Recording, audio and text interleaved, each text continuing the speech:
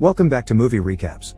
Today I will show you a sci-fi, thriller film from 2016, titled Domain. Spoilers ahead. Watch out and take care. Various reports bring devastating news to the world. A powerful new strain of influenza is slowly wiping out humanity, spreading beyond doctors' abilities to contain it. This could be a civilization-ending event, so the World Health Organization begins the construction of 500,000 underground bunkers. To decide who gets to stay in them, a lottery is organized, and the winners get to survive. 6 years later, these winners are still living in these underground self-sustaining bunkers.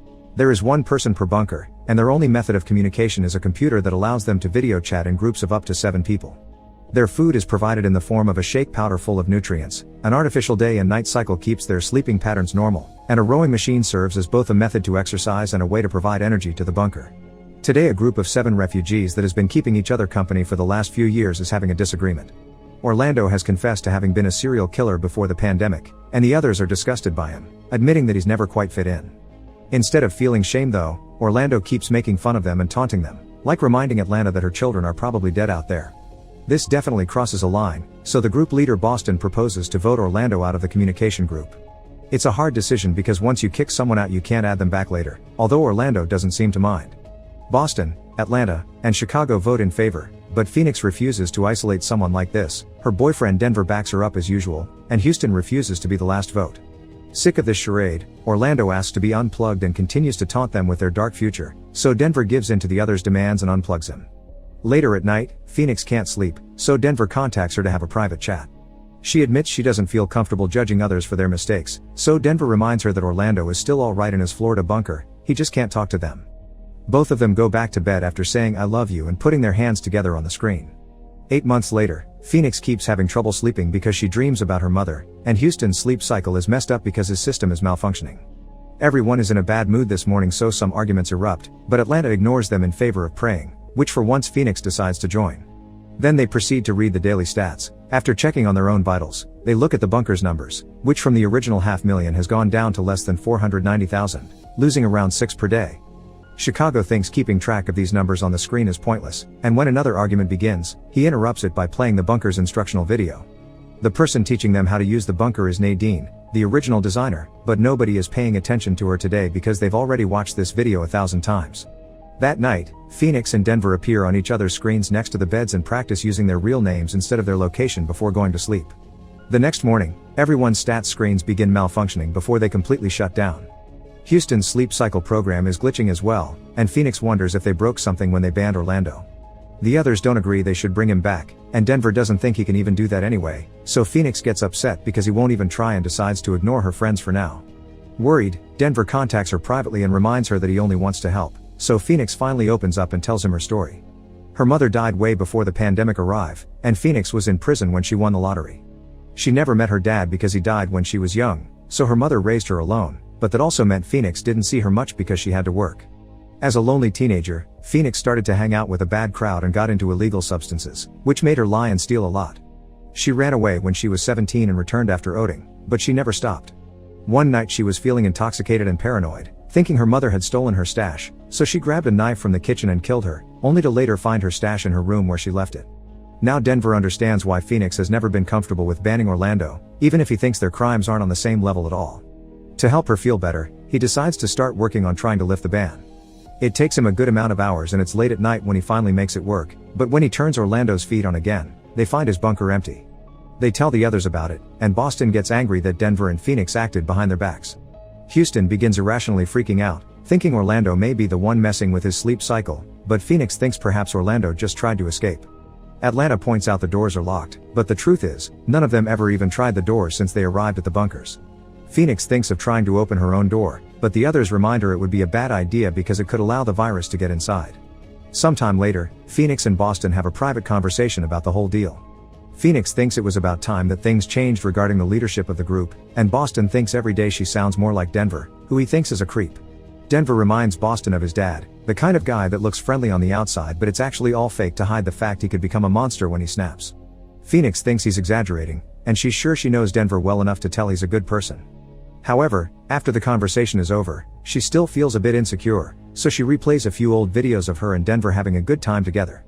Rewatching these private videos makes Phoenix wonder if Orlando had some recordings of his own too, so she asks Denver to try to access them. Denver does so, and the first few logs he finds are normal, just Orlando going through his daily routine. The last one though, is pretty chilling. Orlando is exercising, but suddenly the screen is filled with static and Orlando can be heard screaming, "Leave me alone." When the static goes away and his bunker appears again, the place is empty and the door is open. The video is 5 hours long, so Denver fast forwards to the end only to watch the door get closed.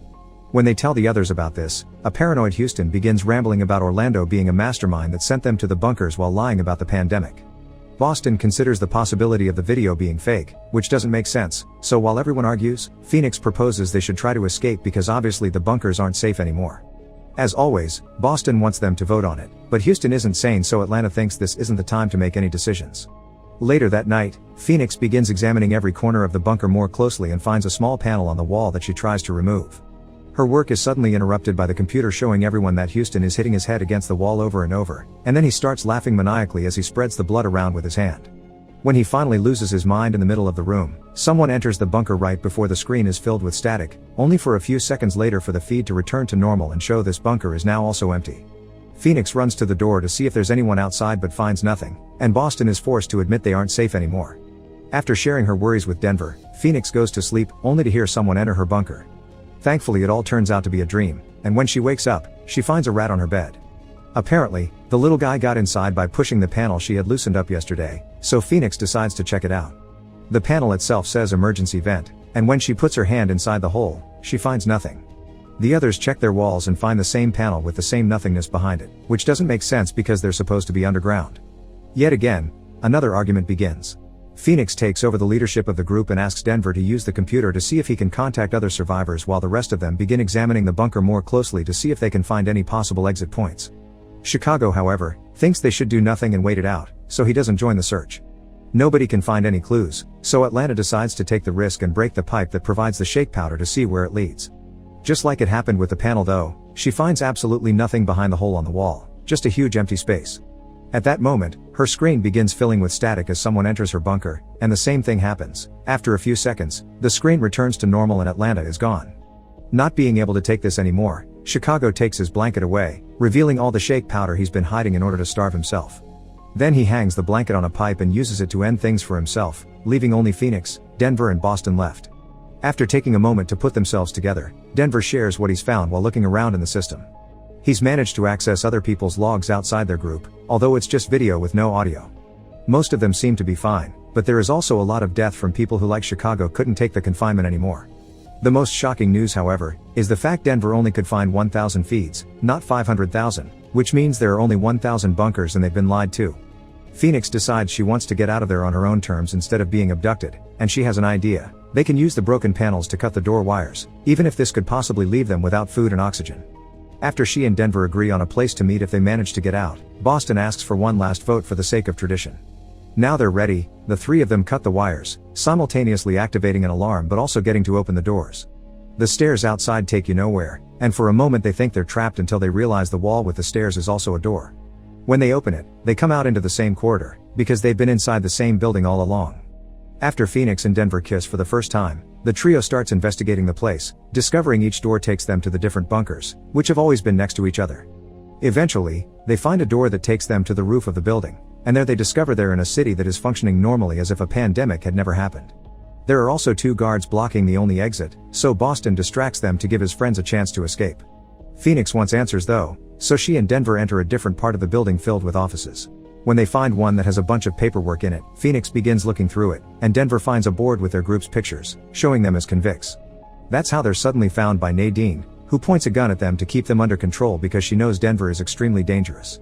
Phoenix demands an explanation, so Nadine admits this is an experiment and they're still in prison.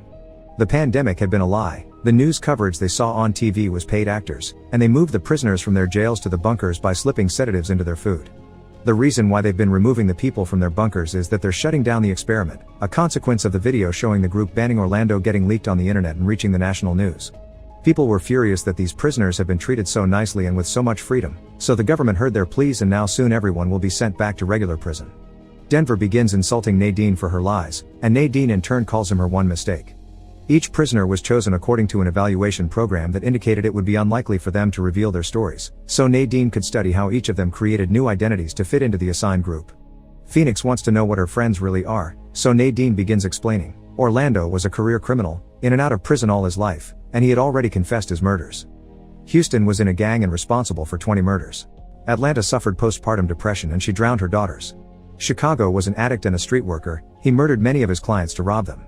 Boston robbed a bank with his 2 brothers, then murdered both to keep all the cash for himself.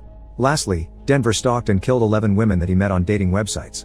Phoenix is disgusted by all this, but Nadine insists she did a good thing by giving them a better life than prison and a chance to put their pasts behind them, creating something new. Suddenly, more guards arrive and tase them both, so Phoenix wakes up later in her bunker. A mysterious man approaches her while she's in bed, but then Phoenix wakes up, realizing she was dreaming.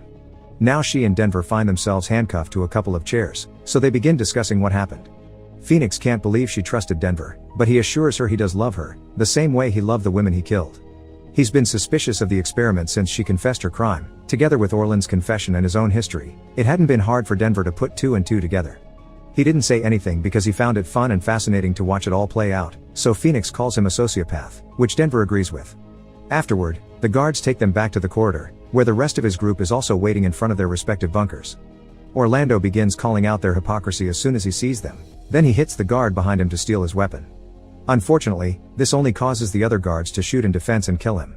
Then, the remaining 5 from the original group are sent back to their bunkers, where they'll have to wait until arrangements are made to be sent back to their respective prisons. Chicago's body is taken away and all his stuff is trashed, but Phoenix finds 2 things in her room, the picture of her mother and the body of the dead rat. Make sure to subscribe and turn on notifications so you can watch more videos like this. Thanks for watching.